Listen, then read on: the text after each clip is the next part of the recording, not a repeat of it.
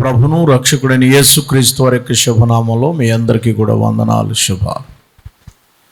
దేవుని మహాకృప చేత ఈ పరిశుద్ధాలయంలో ఈ రీతిగా దేవుని యొక్క మందిరంలో ఇలా కూడుకునేటువంటి గొప్ప భాగ్యము ప్రభువారు మనకు అనుగ్రహించిన విధానాన్ని బట్టి దేవునికి ఎంతో కృతజ్ఞత స్తుతులు వందనాలు చెల్లిస్తూ ఉన్నాను.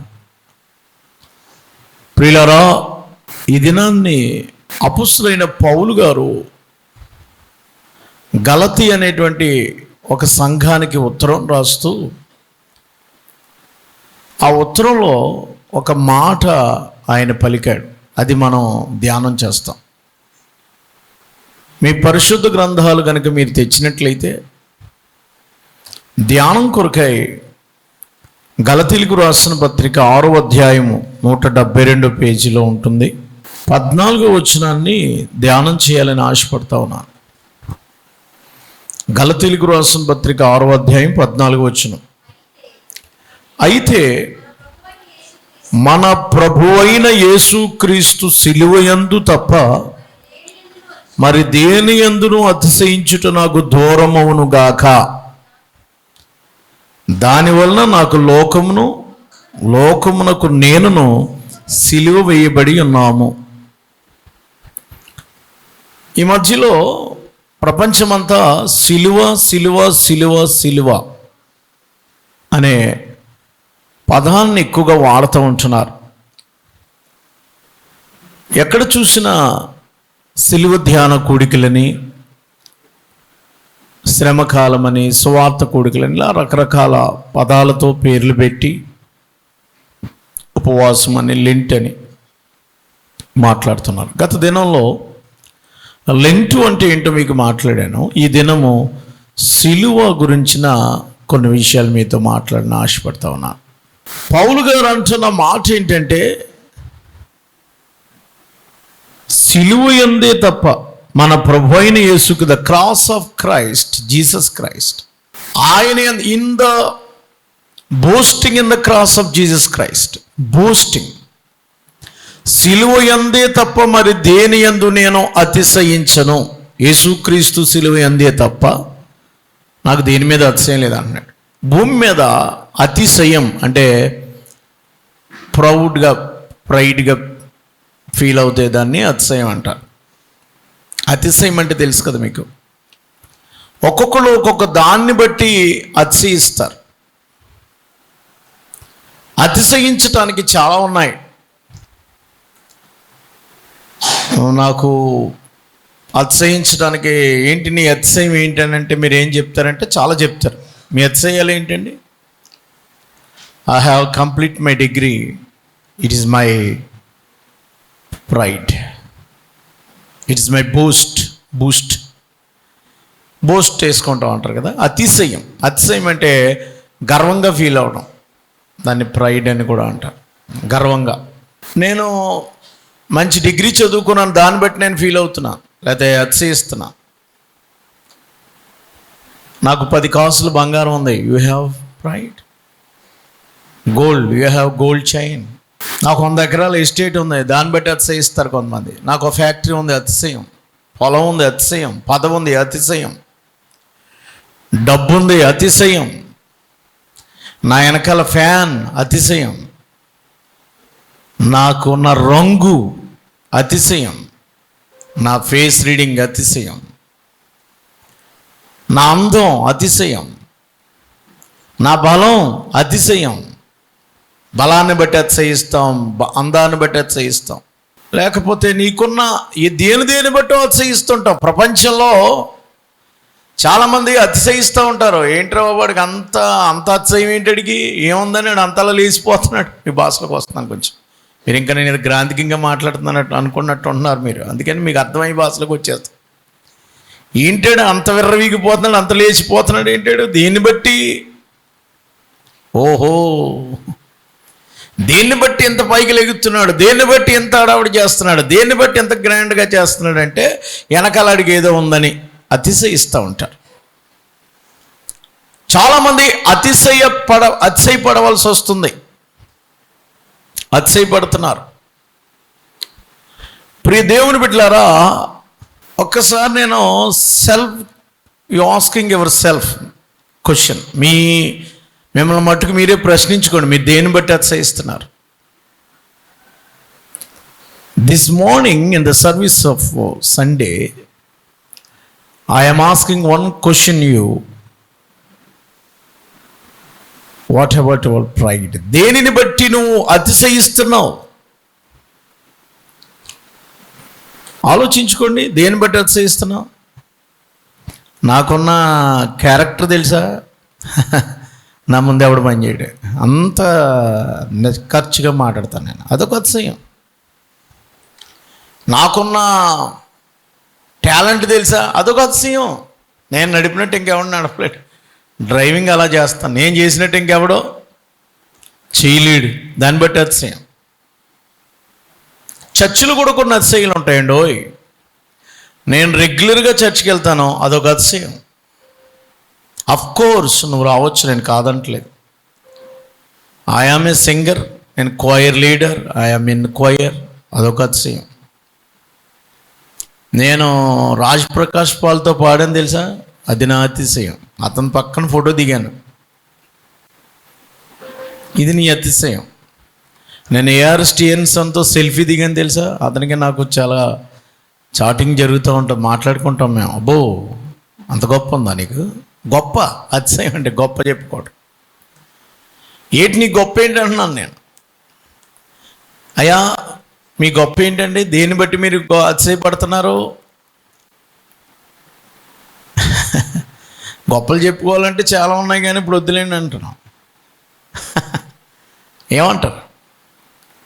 అతిశయపడవలసి వస్తే చాలా ఉన్నాయి. కొంతమంది నేను ఆఫరింగ్ ఇస్తానని అతిశయం, చర్చికి వెళ్తానని అతిశయం, క్లీనింగ్ చేస్తానని అతిశయం, పరిచర్య అంత నాదే, నువ్వు చర్చికి వెళ్తావు, కానుకలు ఇస్తావు, పాటలు పాడతావు, డ్రమ్ములు కొడతావు, చర్చిలో నువ్వు చాలా ప్రాముఖ్యమైన వ్యక్తివే, కాదంటలేదు. సిలువుకి నీకు కనెక్షన్ లేకపోతే ఇదంతా ఒట్టిది.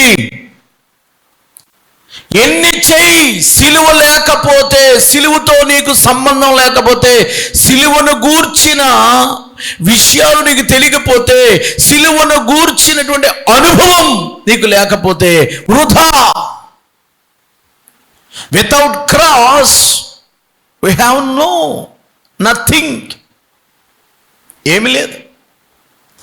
లేదు లేదు నా యందు అతిశయించుటకు, నా అతిశయం నీవే యేసయ్యా. లేదు లేదు నా యందు అతిశయించుటకు, నా అతిశయం నీవే యేసయ్యా. యేసయ్యా నా యేసయ్యా, యేసయ్యా యేసయ్యా నా యేసయ్యా, యేసయ్యా నా యేసయ్యా. లేదు లేదు నా యందు అతిశయించుటకు, నా అతిశయం నీవే యేసయ్యా. లేదు లేదు నా యందు అతిశయించుటకు, నా అతిశయం నీవే యేసయ్యా. హల్లెలూయా. చాలామంది రకరకాల పరిస్థితులను బట్టి అతిశయిస్తున్నారు. పౌలు గారు అంటున్నాడు, లేదు లేదు నా యందు అతిశయించడానికి ఏమీ లేదు, నా అతిశయము సిలువే. సిలువ యందు తప్ప మరి దేని యందును నేను అతిశయించుట నాకు దూరమవునుగాక. ఏంటండి సిలువ? In the world the centre of symbol of in the world Christianity cross. ప్రపంచంలో సిలువ అనేది ఒక సింబల్, సిలువ అనేది ఒక యూనివర్సల్ సింబల్ అయిపోయింది. సిలువ అనేది ఒక సెంటర్ ఆఫ్ అట్రాక్షన్గా మారిపోయింది. ప్రతి చోట సిలువ. ఎందుకు సిలువకు ఆయన సిలువను బట్టి అతిశయిస్తున్నాడు? Why Paul boasting in the cross of Jesus Christ. యేసుక్రీస్తు ప్రభువారు పౌలు గారు ఎందుచేత యేసుక్రీస్తు ప్రభువారు వేసిపెడిన సిలువను బట్టి అతిశయిస్తున్నాడు. అది మన వర్తమానం. ప్రియులారా, సిలువకు దేవుడు చాలా విలువనిచ్చాడు. సిలువ అనేది ఎందుకు మనం అతిశయించవలసి వస్తుంది? ఈ లోకంలో అతిశయించడానికి చాలా ఉన్నాయి, నేను ఇంకా ముందుకు వెళ్తూ ఉంటాను. మనం క్రాస్తో గనుక, సిలువతో గనుక మనకి అనుభవాలు లేకపోతే అదంతా కూడా వృధా అవుతుంది. పౌలు గారు ఎందుకు ఈ మాట రాస్తున్నాడంటే, గలతీలకు సంఘానికి ఆయన సువార్త ప్రకటించుకుంటూ వెళ్ళాడు. ఈ బర్నబా గారు,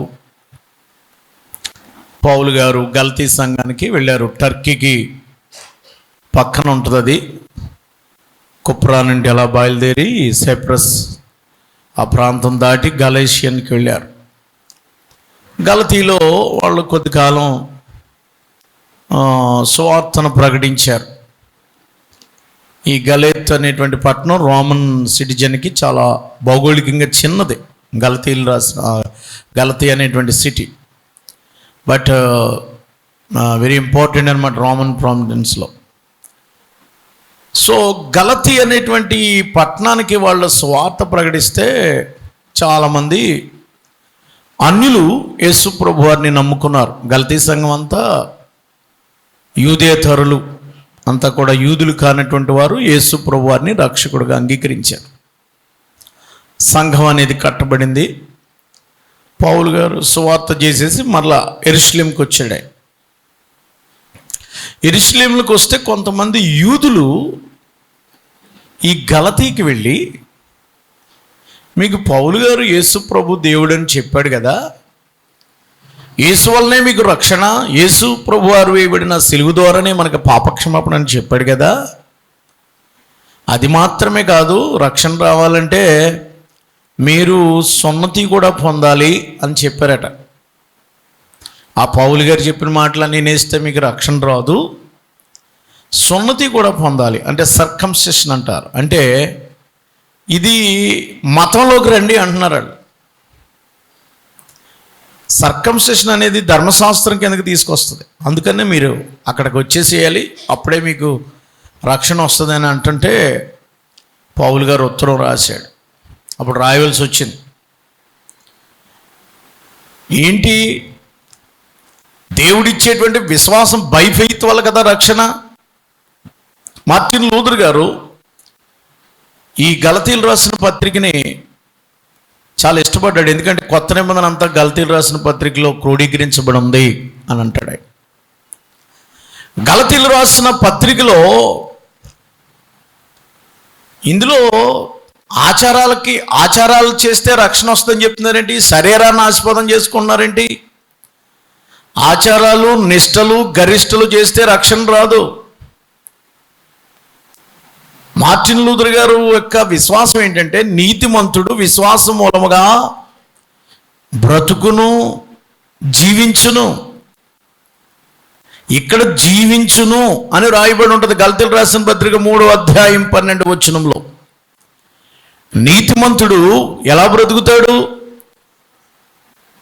ప్రపంచాన్ని కదిలించగలిగినటువంటి మార్టిన్ లూథర్ గారి యొక్క ముఖ్యమైనటువంటిది ఏంటంటే, నీతిమంతుడు విశ్వాసం మూలముగా ఏముంది అక్కడ 3వ అధ్యాయం 12 ఏముందమ్మా? జీవించును. నీతి 3 ముక్కలండి చూడండి. నీతిమంతుడు, విశ్వాసము, జీవించటం. ఇది క్రొత్త నిబంధనలో 3 చోట్ల ఉంటుంది. రోమీలకు రాసిన పత్రిక 1వ అధ్యాయంలో ఉంటుంది. ఏమని? నీతిమంతుడు విశ్వాసం మూలంగా బ్రతుకునని. నీతి అనేది రోమీలకు రాసిన పత్రికలో వస్తుంది, ఎలా నీతిమంతులుగా చేయబడతామని. విశ్వాసం అనేది హెబ్రీలకు రాసిన పత్రిక 10వ అధ్యాయంలో కూడా నీతిమంతుడు విశ్వాసం మూలంగా జీవిస్తాడనే పదం అక్కడ కూడా ఉంటుంది మీకు 10వ అధ్యాయం. విశ్వాసం అనేది హెబ్రీలకు రాసిన పత్రిక చెప్పుద్ది. గలతీలకు రాసిన పత్రికలో ఉన్న మాట ఏంటంటే, ఎలా జీవించాలో చెప్తుంది. గలతీలకు రాసిన పత్రికని 3 ముక్కల కింద చేస్తే మొదటి 2 అధ్యాయాలు పౌలు గారు ఎవరు, ఆయన ఏంటి, ఈయనేంటి అన్నారు కాబట్టి మొదటి 2 అధ్యాయాలు ఆయన గురించి చెప్పాడు. 3 ఈ 4 అధ్యాయాలు ఏం చేశాడంటే ఆయన సాల్వేషన్ ఎలా వస్తుందో చెప్పాడు ఆయన. ధర్మశాస్త్రం గురించి కాదు, రక్షణ ఎలా వస్తుందో చెప్పాడు ఆయన. ఈ 5-6 వచనాల్లో ఎలా జీవించాలో చెప్పాడు. అది గలతీయులకు రాసిన పత్రిక. మొదటి 2 అధ్యాయాలు నేను ఎలాంటి విధిగా చెప్పానో, నేను ఎవరినో బోస్ట్ ఆయన గురించి చెప్పుకున్నాడు. ఎందుకంటే ఈయన అపోస్తులు కాదు అది ఇది అన్నారు. నేను అరేబియా సముద్రం కాదు, అరేబియా అడవుల్లో 2 సంవత్సరాలు నేను ప్రార్థనలో గడిపాను, దేవుడే నన్ను అపోస్తులుగా చేశాడు, నన్ను ఎవరు చేయలేదు. 3-4 అధ్యాయాల్లో రక్షణ ఎలా వస్తుందో చెప్పాడు. 5-6 అధ్యాయాల్లో ఎలా బ్రతకాలో చెప్పాడు. ఇది గలతీయులకు రాసిన పత్రిక బ్రీఫ్ ఇంట్రడక్షన్. ఓకే, ఇప్పుడు సిలువ దగ్గరికి వద్దాం. అతిశయం. బ్రదర్, దేని బట్టి కాళ్ళు రగరేస్తున్నావు నువ్వు? వీళ్ళు దేని బట్టి అతిశయిస్తున్నారంటే సున్నతి చేయించుకోవడాన్ని బట్టి అతిశయిస్తున్నారట. అది ఖండిస్తున్నాడు ఆయన. ఈయన కౌన్సిల్కి వెళ్ళాడు. ప్రపంచంలో యేసు ప్రభు నమ్ముకున్న వాళ్ళందరూ పాత నిబంధనలో ఉన్నటువంటి సున్నతి చేయించుకోక్కర్లేదు,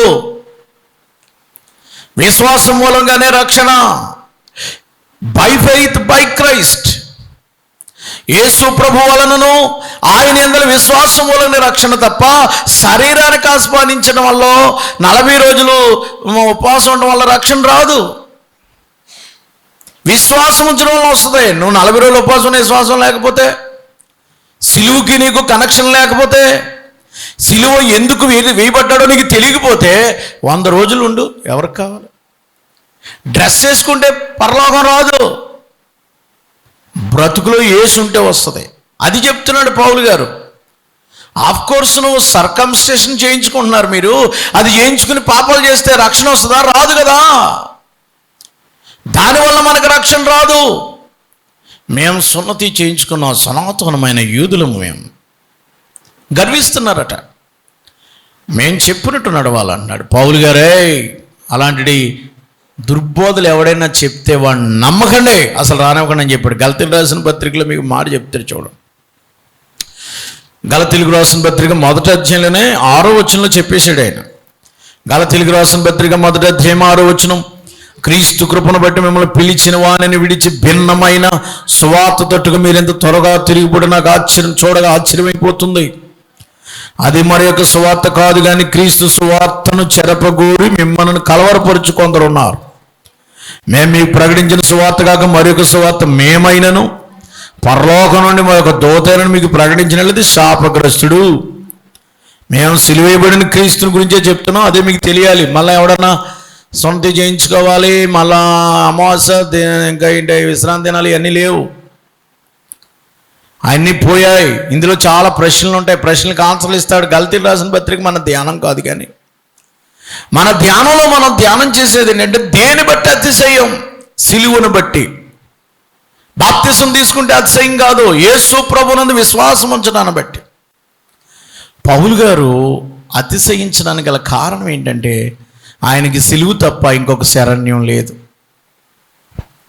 పౌలు గారి యొక్క జీవితంలో అతిశయించడానికి చాలా ఉన్నాయి, తెలుసా మీకు?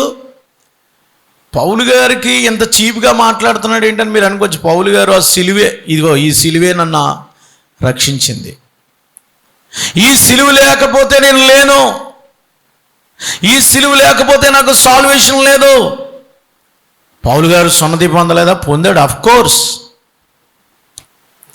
దానిని బట్టి అతిశయం కాదు నాకు. చూడండి మీరు ఒకసారి గలతీయులకు రాసిన పత్రిక 6వ అధ్యాయము 12వ వచనం చదవండి. గలతీయులకు రాసిన పత్రిక 6వ అధ్యాయం పౌలు గారు మాట్లాడుతున్న బ్యాక్గ్రౌండ్ చెప్పాను ఇప్పుడు వరకు, నేను పాయింట్లకు వస్తున్నాను ఇప్పుడు. చూడండి,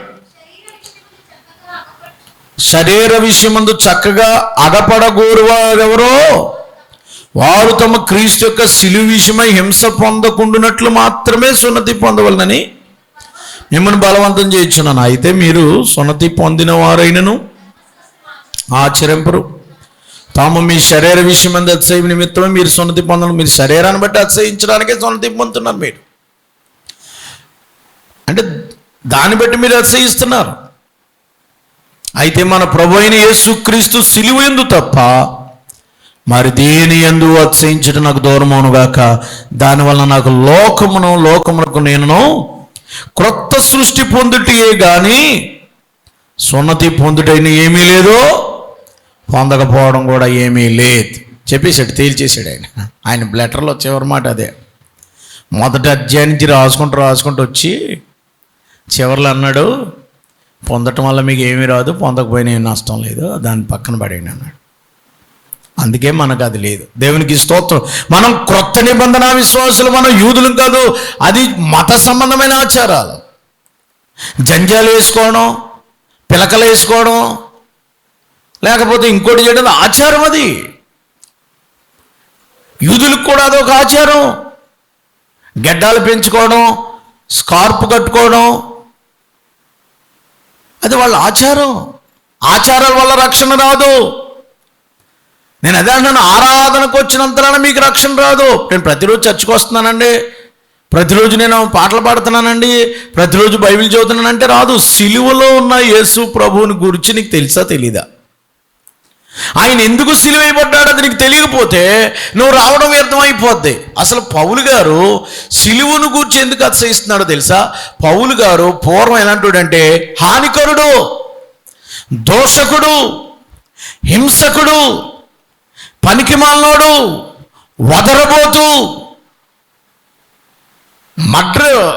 మర్డరిస్ట్ అనమాట. ఒక రకంగా చెప్పాలంటే మర్డర్, అనేకులను చంపడానికి కారకుడు, భయంకరమైన క్రూరుడు, ధర్మశాస్త్రం పట్ల మతమే ముఖ్యం అనుకుని దానికోసం దీన్నైనా చేయడానికి రెడికల్ అండ్ రౌడీ కింద తయారయ్యాడు ఆయన.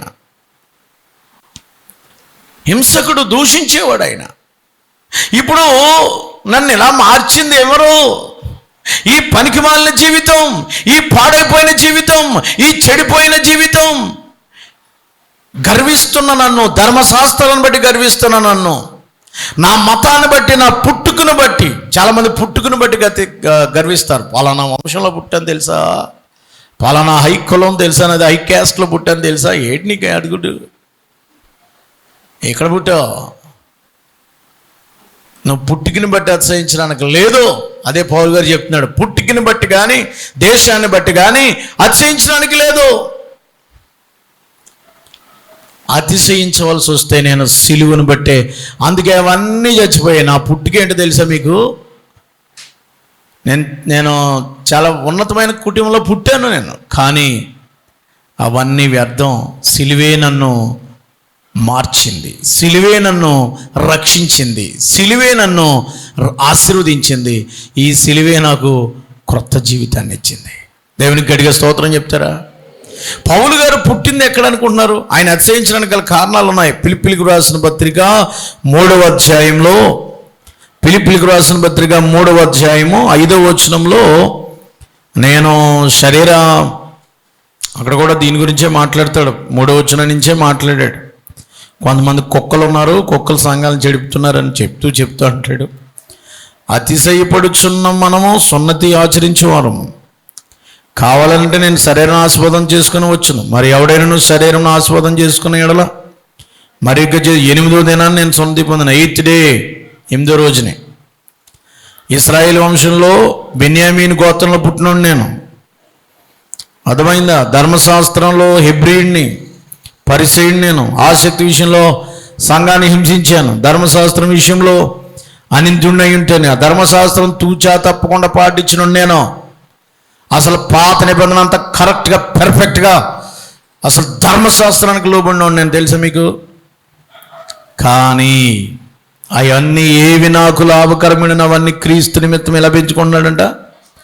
నష్టముగా ఎంచుకుంటున్నాను. యేసు ప్రభు అయిన కూర్చిన అతి శ్రేష్టమైన జ్ఞాన నిమిత్తం సమస్తమును నష్టముగా ఎంచుకున్నాను. గడిగ దేవునికి స్తోత్రం చెప్పండి. అతిశయించడం నా దగ్గర చాలా ఉన్నాయి. 8వ రోజునే నాకు యేసు ప్రభు చేసినట్టు నాకు చేశారు. బెన్యామీను వంశస్థుడిని, ఇజ్రాయేలుని, రోమన్ సిటిజన్ అండి. I am the Roman citizen సంపాదించుకుని, రోమన్ సిటిజన్. సన్హెద్రిన్ సభలో సభ్యుడినా అంటే పార్లమెంట్ సభ్యుడినా. మనకు పార్లమెంట్లో 250 మంది ఎలా ఉంటారు, అక్కడ కూడా ఆ 250 మంది ఉండేటువంటి ఆ ఉన్నతమైనటువంటి ఉన్నత సభ, ఎగువ సభకు సభ్యుడినా.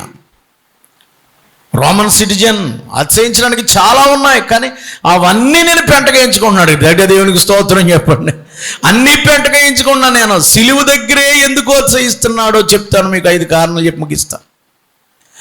ఎందుకు సిలువ దగ్గరే ఆయనకు అతిశయం కలుగుతుంది, సిలువకు నేను ఎందుకు వేసుకున్నాను, నన్ను నేను సిలువేయించుకున్నాను అంటున్నాడు ఆయన. యేసు ప్రభు సిలువ ఇవ్వడం కాదు, నేనే సిలువ వేయించుకున్నాను అన్నాడు ఆయన. ఎందుకని? అతిశయించడానికి ఇంకా ఉన్నాయి. ఆయనకి దర్శనాలు కూడా వచ్చినాయండి ఆయనకు. ఇవన్నీ మీరు ఇంకా కిందకి వెళ్తే, క్రీస్తు పునరుత్థాన బలం ఎరుగు నిమిత్తము నేను సమస్తమును 11వ వచనంలో పెంటతో సమానంగా ఎంచుకుంటున్నాడట. దేంతోడండి? పెంట, డంగ్.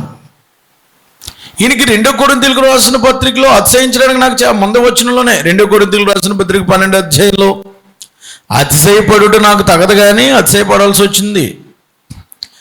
2 కొరింథీ 12:1 అతిశయపడ్డాను, నాకు దర్శనాలు వచ్చాయి, ఆకాశం ఎక్కాను, అవి చూశాను, ఈ చూశాను, కానీ ఇవేమీ నాకు అతిశయ కారణం కాదు. కానీ ఇవన్నీ పెంటగా ఎంచుకుంటూ క్రీస్తు సిలువ యందే నా అతిశయం. క్రీస్తు ప్రభువును బట్టి, క్రియలను బట్టి కాదు. క్రియల మూలముగా ఎవరు రక్షణ పొందలేరు. అమ్మా, చాలామంది మంచి క్రియలు చేసి, ధర్మకార్యాలు చేసి, దాన ధర్మాలు చేసి, భోజనాలు పెట్టి పాపాలు పోతాయనుకుంటున్నారు. ముందు నీ పాపానికి పరిహరించుకోవడానికి యేసు ప్రభు సిలువ దగ్గరికి వస్తేనే.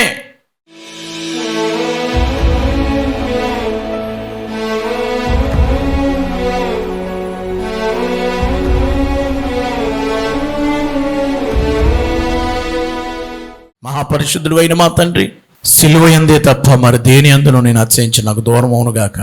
నేను లోకమునకు నేనును సిలువబడ్డమన్న మాట ప్రకారం మాకు సిలువను బట్టి అతిశయించడం మాకు నేర్పించండి. సిలువ ద్వారా మాకు రక్షణ వచ్చింది, సిలువ ద్వారా మా శాపం పోయింది, సిలువ ద్వారా మేము పరిశుద్ధపరచబడ్డాం, సిలువ ద్వారా లోకాల నుంచి ప్రత్యేకించబడ్డాం, సిలువ ద్వారా నాయనా ప్రభువా మాకు బదులుగా ఆ శిక్ష నుంచి విడుదల పొందాం. ఆ సిలువ ద్వారానే ప్రభువా నాయనా నూతన సృష్టిగా మార్చబడ్డాం. త్యాగము, ఆ సిలువలో ఉన్నటువంటి త్యాగం మేము కూడా నీ కొరకు మా జీవితాలు అర్పించి నీ కొరకు జీవించే బిడ్డలుగా చేయమని, ఇంకా ఎవరైతే సిలువను గూర్చిన వార్త వారికి వెరితనంగా ఉందో వారిని దగ్గరికి వచ్చి సిలువను గూర్చిన వార్త విని మారు మనసు పొంది పశ్చాత్తాపడి పాపం విధులు పట్టి వారి మీద ఉన్న శాపం పాపం నుండి విడుదల పొంది రక్షణ పొందినట్లుగా చేయమని, వెతబడిన వాక్యం ఫలింప చేయమని యేసు ప్రభుల వారి పేరట వేడుకొనుచున్నాము తండ్రి. ఆమెన్.